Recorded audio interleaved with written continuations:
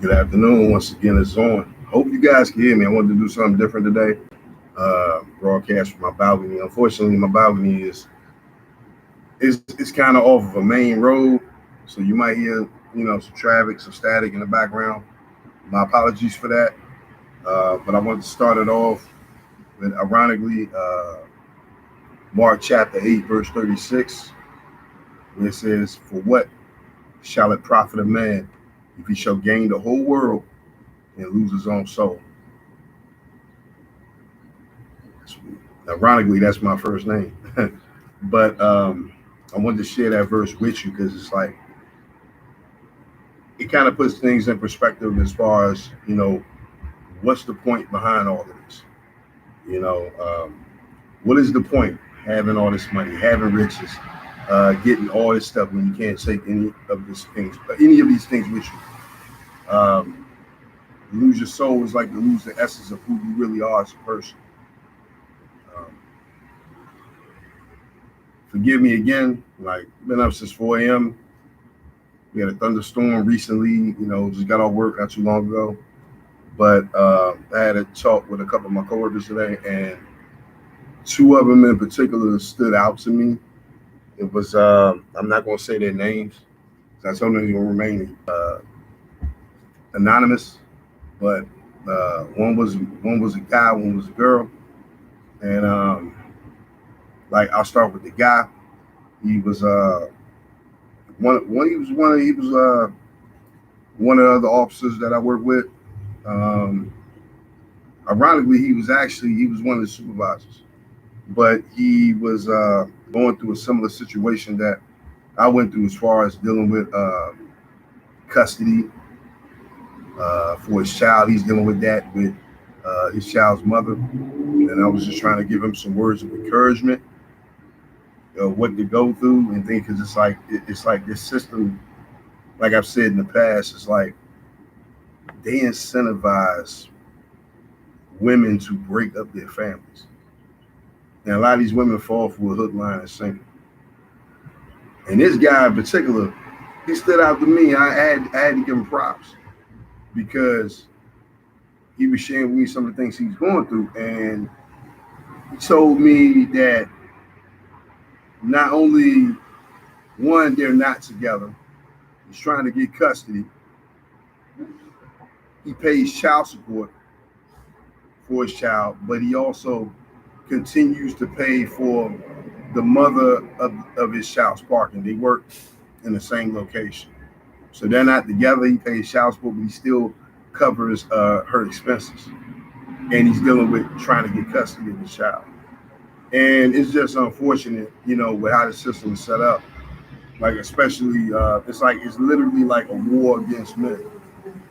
They want to sit here and act like that there's no good men out here. And it's not something that are fighting for our families or fighting to spend time with our children. When I see it, because a lot of these guys of my generation and, a generation kind of behind me that in their, 20s or so, they want to spend time with their kids because we were the ones that didn't really, a lot of us, some of us did, but a lot of us didn't have our fathers in our lives. So we don't want to put our children through that. So we're fighting tooth and nail to keep our families intact. And it seems like this system is set up to go against that. And like I said, it's like they incentivize a lot of women to break up their families, whether it be through child support or with their marriage through alimony. And it's like it is really unfortunate. And at the end of the day, it completely goes against God's will. It wasn't God's will for us to bring children into this world and to have, daddy on one side, mama on the other side. That wasn't his intentions. You know, that's why, like I've said, I've always shared with my son. I try not to blame the women in this because it starts and ends with men. And I told my son, I said, wow, me and his mother are together because I said, daddy didn't follow God's will. You know, God's will in this One, you meet the person. Two, you get to know the person. You know, you go out on dates or whatever. Three, when you see that it's a perfect match, you marry that person. Then you bring children into the world. Not bring children in this world and then, get married after the fact. And again, I'm not judging because I've made these mistakes myself. Hopefully, some people will learn from my experiences. But I noticed in our community in particular, but even other communities, it's like, but it seems like other communities, their family unit and structures intact. But I know our community in particular, with black folk, um, we have baby shower parties, and you have all these parties, gender reveal parties, but you don't you celebrate the birth of a child, but you don't celebrate the union of marriage, and it's unfortunate. It really is. It seems like it's almost like a Uno reverse. I mean, when I was younger, it seemed like it was a lot of women that were trying to fight for their families and, to keep their husbands and have everything intact. Nowadays, it seems like it's the men that are fighting for their families and trying to keep their units intact. Like I said, we're paying for the sins of our fathers. And some of these women are carrying on the bitterness of their mothers. With that said, I'm going to flip and I'm going to talk about the other side. There was a female coworker of mine that I spoke with today, and she was asking my opinion on what did she think about her man going to Puerto Rico with a couple of his homeboys. And I asked her, I said, how long have they been together? And she told me 10 years. And that kind of hit close to home because I was like, yo, I got a 10-year-old son. She told me that, they have 3 kids together. They are married. But this guy wants to travel, with his friends. And I was trying to give her some advice and just share some things with her, from a personal experience. And, letting her know that, if that was me and if I was in her man's shoes, like, if I can't travel with my family, like if I don't have anybody to watch, excuse me, I'm outside, it's pollen, it's bugs. But if I didn't have anybody to watch my children, I'm not going. If I got somebody to watch my kids, then me and wifey are going. We going. I'm not taking trips without her. Not to mention, I'm not wasting 10 years. If I'm with a woman for 10 years, I'm going to do right, especially when you got 3 kids together. And it just kind of frustrated me because I try to be an advocate, for the men, because I feel like we don't have much of a voice in this current system. But when I hear stories like that, it gives precedent to some of these women who are loud and boisterous and some of all these men is no good and they not doing right and stuff like that. I can't defend that. I can't defend that behavior. And it struck a nerve with me because she was sharing me how dude cheated on her in the past, and she's still with him. They have 3 kids together. And like I told her, I said, look, if I don't have anybody to watch my kids, then hopefully I can afford to make that trip with my kids and my girl. If I can't make that trip with, my kids and my girl, I have somebody to watch the kids, she's coming with me. If not, I'm not making a trip. I'll send a video to my homeboy, congratulations, props, but I'm not doing that. It sends the wrong message. And what what we are trying to do. It sends the wrong message to the children of this world. A couple of other topics that I was thinking about. I was just sharing with my personal testimony and I started this journey. I started it initially in 2015. I'm not gonna go. I'll save the whole story for later. But ironically, I read the book of Revelations first, And literally, it was like the fear of God was put in me. But I was coming through everything from a fear standpoint. But long story short, I ended up backsliding, going back to my old habits. And I fell on some tough times. And then in 2017, I remember I had lost my job. I was trying to figure out how I'm gonna pay my bills when I rent, all that stuff. And I remember I was sitting at my table and I was looking at my Bible. And I said, you know what? Because I was raised in the church. I said, you know what? I'm going to read this book from front to back. I'm going to read it from front to back. Not just to have bragging rights, but to get a level of understanding. Which I did. And ironically, I finished it on my birthday. I believe I started reading it was like the end of April. And I finished in October. And in doing that, it gave me a greater understanding of how this works and how a lot of these things are more spiritual than they are physical. But like I mentioned the other day, society, we try to solve a lot of things from a physical standpoint. I was speaking on how people deal with, some people out here, unfortunately, they deal with mental illness.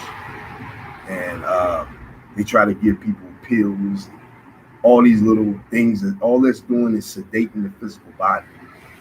What's going on with a lot of these people is something spiritual within them.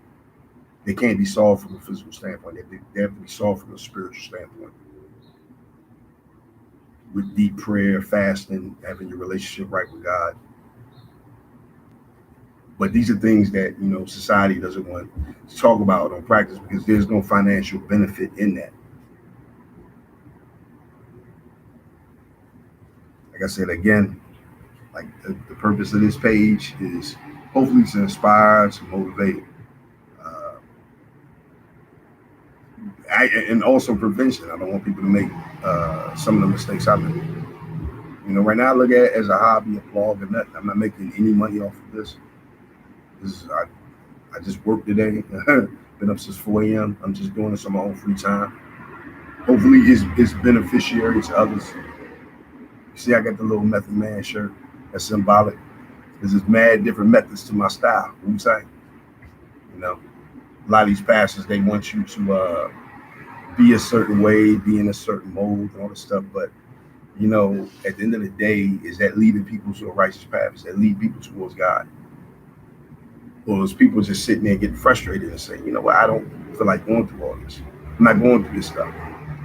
When Christ was down here, he was down here with the have-nots. He was down here with the prostitutes. He was down here with the hustlers, the people, the sinners, so to speak. So at the end of the day, I'm just trying to do my part and hopefully reach out to as many people as possible. I wrote some things down when I was at work today, like the positive and the negative effects of social media. I'll start with the negative. The negative effects that I've noticed with social media, because I'm in my mid-40s now. So I remember when it wasn't any social media. And like I say, I noticed it's like Attack of the Clones. Everybody has to act the same, talk the same, look the same, speak the same. They're shunned by people who they never met. Words on a screen for people who you don't know. Like I said, it's a lack of creativity. But the positive aspect is you can have a greater outreach, on a lot of different people. Also, you can use it to keep in touch with your loved ones who you lost touch with, maybe you lost their number or something like that. It's good for networking, whether it be with your coworkers or just, people that you've met outside on the street, take their information down, get their email. So it's a positive and a negative. It's a balance to all of this. And like I said, forgive me. I was sitting in my car for a minute. I was actually trying to set up a stream in my car, but apparently the way YouTube is set up, you have to create a bunch of shorts before you're allowed to stream from your cell phone. So I'm gonna have to create some shorts on my cell phone. I said, you know what? I don't have time for this. I said, let me go back in my house and just, get that laptop out once again, put a little different twist to it, go on my balcony again. I pray that you all can hear this because unfortunately I'm sitting on my place where I live at is on the outside of a main road, so it's a lot of traffic out here. So I pray that you can hear the words of my saying. Another topic I wanted to touch on was, forgive me, let me get a quick sip real quick.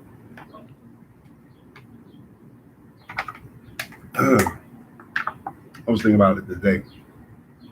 The Black community in particular, it's like an unknown topic that a lot of us don't want to talk about, which is colorism. We come in many different shades and complexions and things like that, but I notice there's a major bias from one side or the other side, whether if you're of a lighter complexion or a darker complexion. There's stereotypes that come with that for either side, even though we're all unique individuals. Like me, I'm of a lighter complexion, even though it's the summertime, I do get somewhat brown. But I know the some of the stigmas, light skinned dudes, soft and pretty boys, snobby, stuck up. The main thing is the whole soft aspect of it. And even from the darker complexion, they say they'll say some dark skinned people are ugly. It's not the standard of beauty, which is a lie. Most of the negative things they try to put, like she's might be dark complexion, maybe they're stealing something, or robbing something, or committing some type of crime.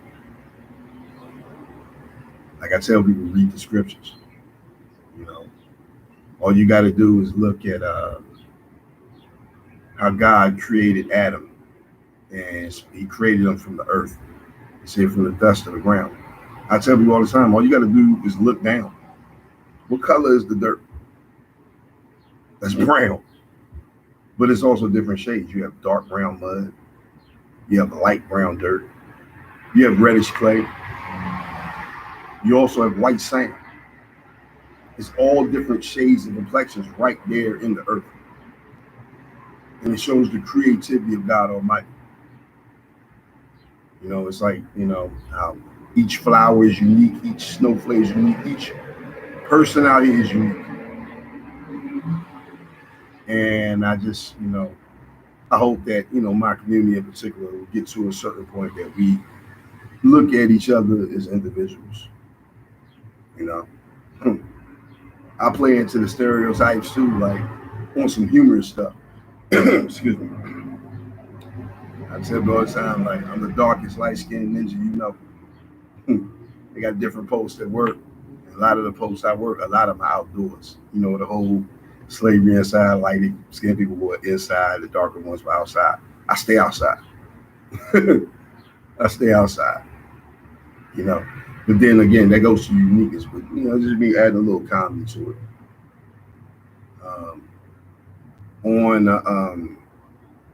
On a serious note, and on the educational note, I hate that term African American because that's not speaking about a race of people.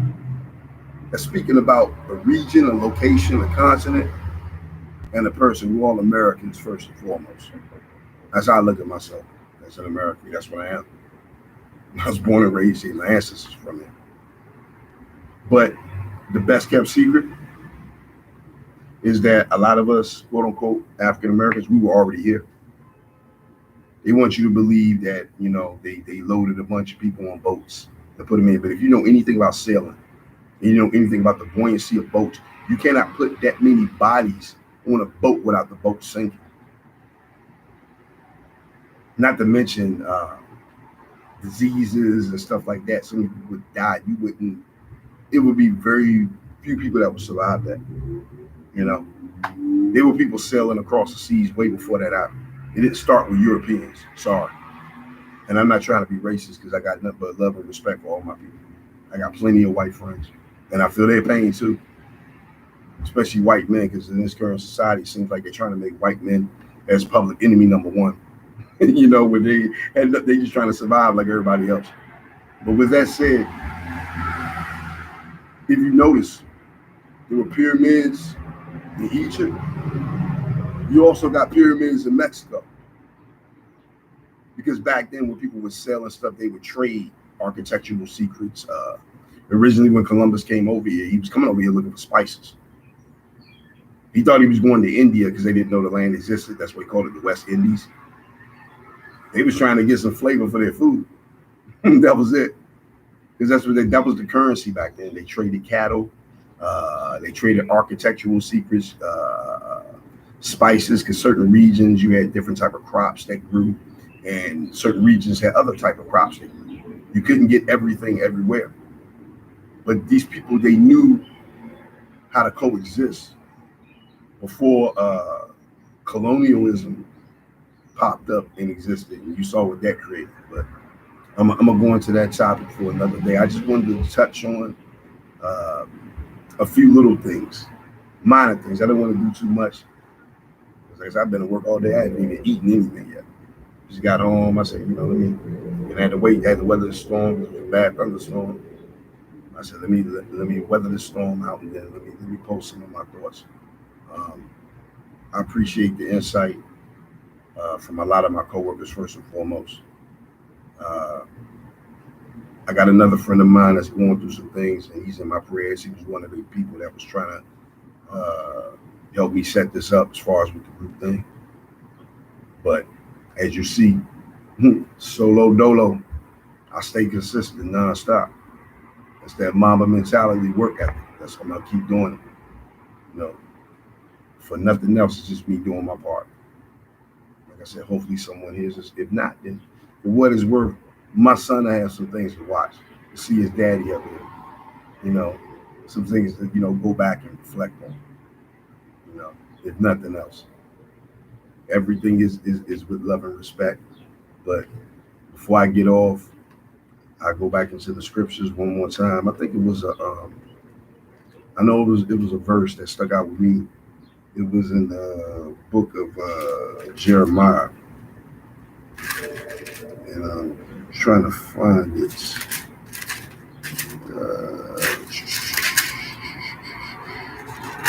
It was basically giving a warning to some of these fake pastors out here. Just think they're doing stuff for God, and really they're working for self. It's for self. They're doing things for financial gain or for prestige. They want to be the center of the stage. If you're not doing it this way, you're wrong. First of all, none of us down here are God Almighty. And at the end of the day, God's looking at your heart. We all are unique. I've always said, if you look through the Bible, each disciple had their own style and their own approach. John was not like Peter. Elijah was not like Moses. Joseph was not like Jacob. Everybody was unique. And none of them were like Christ. So again, that's where the whole method man thing, what he say, it's mad different methods to my style. Trying to find it. Where is it at? Here we go. Jeremiah chapter 23, verse 1. And it says, woe be unto the pastors that destroy and scatter the sheep of my pasture, saith the Lord. Because I'm not even gonna say no names. Y'all know who they are. They're about as fake as a $3 bill. But they have all this prestige and all this limelight. And these people follow them, and look where it got them. Look where it got them. Nowhere. You look further down, Jeremiah chapter 23, verse 25. I have heard what the prophet said, that prophesy lies in my name, saying, I have dreamed. Sounds like somebody familiar. I'm going to save that subject for another day. I know that everything happens for a reason. I've done my research. Beware of who you put on pedestals. No man is worthy of that. We can motivate, we can inspire each other. There's only one God, one creator up above. There was only one man that was worthy of that. He was the ultimate sacrifice for all of us. If you read the scriptures in the Old Testament, he talk about, God doesn't like graven images. If you didn't hear what I said God does not like graven images, aka statues. Yet we have all these statues, all these different people. That's a form of idol worship. What are you really doing? Especially the people that actually, aware of the scriptures and claim to follow Christ, but they sit there and they take these pictures in front of these statues. You know what the scripture said? Christ said something about it too. Like I said, I'm not going to get too preachy. I just wanted to, be real on some things. Come from a perspective that I don't see too many other people coming from. Because at the end of the day, that's my specialty. I know that's one of my gifts. God didn't put me through some of the turmoil things in my life in vain. I didn't read the Bible front to back in vain. Does not mean I'm a saint. Does not mean I'm better than anybody. I'm going to let that car pass. I know that was loud. Forgive me. I have no control over that. I just wanted to switch it up, do something outdoors. But like I said, in the midst of me reading the scriptures, it gave me a sense of understanding where hopefully I can help others. Because like I said, that's my defense. Because I even told my son this about certain things that's going on in this world and certain beliefs where people say, oh, we can do this, we can do that. The reason why I always fall back on the scriptures is because, some people are like, oh, well, that's your opinion. That's your opinion. I'm like, that's not my opinion. That's what the word of God says. Now, if you don't believe that, that's cool. I can respect that. I'm not here to condemn. I know what I believe. I know what I've been doing. That's what I follow. If you don't follow that, then we can change the subject or we can go our separate ways. No harm, no foul. But if you claim to be a follower of Christ, if you claim to somebody that knows the scriptures, and you know better, you got to do better. I try not to do too much. I feel like I got 3 more minutes. I don't know why I'm like in like a reading mode. Like for some reason, just reading the scriptures. Maybe that's like the end all be all. Like only other verse I'll share with you is the book of James. And I shared one with you yesterday when I said that even so faith that I have not works is dead being alone. That's James chapter 2 verse 17.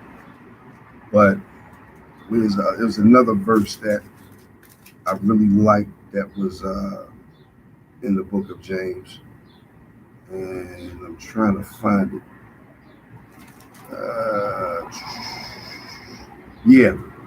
If you go a couple of verses down, it's James chapter 2 verse 19, where it says, "Thou believest that there is one God, thou doest well. The devils also believe and tremble." Yeah, that's that real fear. And it's a God that not give us a spirit of fear, but a power and of love and of a sound mind. You know what you're supposed to do? No reason to fear. Fear comes from a guilty conscience. Them devils also believe and tremble because they know what they've done. They know the things they've done wrong in this world. So they got a reason to fear. You don't. Doesn't mean you're perfect. Scriptures also says we all have sinned and come short of the glory of God. That includes me. I done made my mistakes. I'm just trying to do my part. Like I said, hopefully it inspires, motivates, and that people could do better. But at the end, like I said, that's my main guide. So anytime I have a debate or quote unquote argument, which that's just your opinion. Look, it's in the book. It's in the Word of God. And it's funny. My Bible is like, this joint is like ripped up, but it's symbolic. It's symbolic to me because in the scriptures where they talk about the armor of God, they talk about the Bible being sword. Look at my sword. My sword has been through some battles. So I like it like this. Like I said, everything I do is symbolic. You know, that's where the creativity comes from. My next video, I'm probably gonna do things on a lighter note. I'm gonna have my son over here shortly. Probably gonna do some things with video games. 'Cause I haven't even touched on video games, comic books. Because I was, yeah, even though I like sports, I had that nerd aspect of me too. I like games, I like comic books, all that stuff. And I have a young son, so I'm gonna be doing that shortly as well. But as for now, thank you for your time. It's always appreciated. Don't forget to like. Don't forget to subscribe. Don't forget to share the video. Much love and respect.